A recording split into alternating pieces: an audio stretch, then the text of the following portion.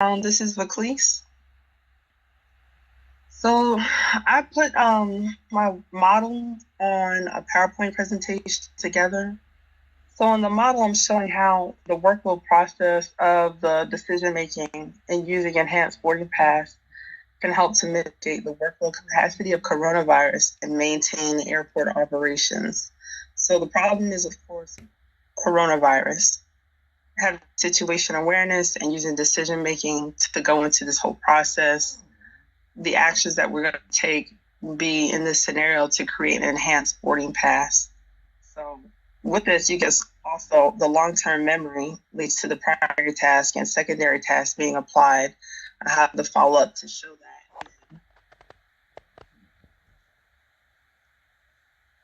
The situational awareness here, how it keeps the primary task of airport operations as the most consuming portion instead of coronavirus from consuming all operations.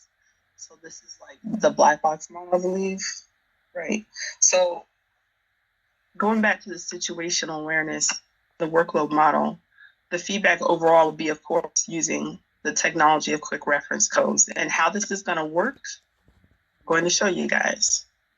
So with QR codes and the coronavirus, I came up with the idea of creating an enhanced QR code. A quick rundown on how the QR codes came to be. The auto industry started using it because of lack of limits that were used with the original barcode system. QR codes are a Japanese character, katakana. So with that, they created the katakana in a couple of levels. That's like a 3D kind of that can be seen from the barcode scan. The original barcodes only had a letter, an alphanumeric limit that was like 20 characters, like the regular alphabet. With this, there's more characters that they can use because it's using katakana in the background.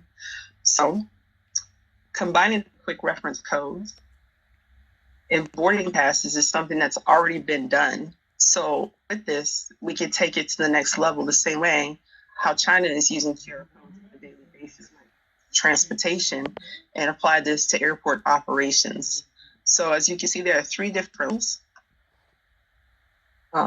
This is cut off a bit. I didn't mean to do that. But they have an example of like an enhanced driving license. We can do enhanced boarding passes by using this method of enhancing the pass that they already have to implement how you can have three phases. You have the red phase, the yellow or amber, and then also the green phase. So with that, in phase one, you can show how the boarding pass can send a link for a medical screening, like you would get at the doctor's office for a visitor with it.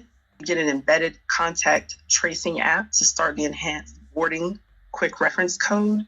So it shows that you started the steps once you purchased your pass in order to become able to make it through phase 1, 2, and 3. So on phase 2, you could do the same symptom check like we do every day with the campus. And also with that symptom check, you could do a daily temperature check with smartphones. As we know, Apple already has these devices, and so does Samsung. They already monitor people's health, and they've been helping people with things like diabetes, a heart attack, or a stroke. So a temperature scan, I searched it, already is available on these apps. I don't think most people know that. I didn't know that myself with the smartphone. But you could do a temperature scan already with your phone, the same way as you monitor your blood pressure or anything else. So this is also part of phase 1 and 2, continuing on. For the weeks prior to you boarding, it would show that your daily symptoms are level and not something that creates a pandemic outbreak in that location where you're at.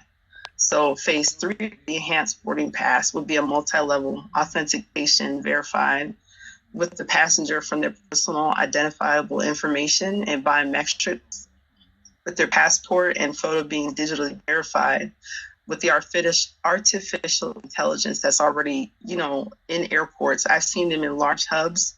I don't recall if that's available in Salisbury Airport, but I've seen them in large hubs where you have to come in and out of the country internationally.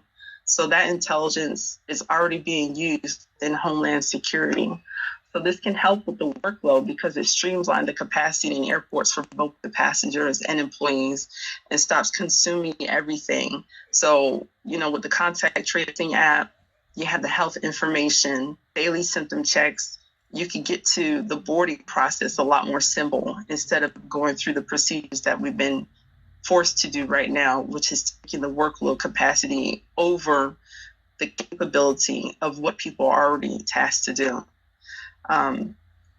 Enhancing the boarding passes uses the equipment that's already in place. I believe it's LaGuardia or DC that I saw on the news. They've already started to do this in a form somewhat, but they don't have the QR codes. What they're doing is no contact boarding. That's what they're trying to do.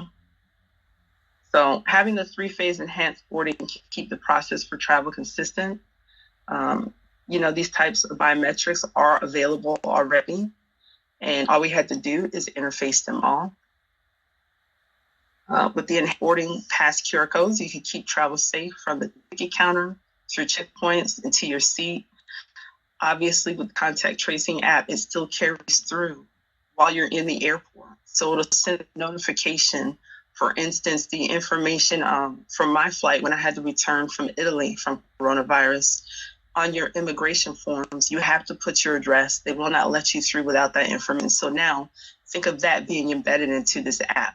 Instead of them having to figure out if you gave them the right address or if you gave them a false address, they can now use that app to override some errors of like human input. So it's a PSA. QR codes were affected with coronavirus for the purpose of this. So are there any questions?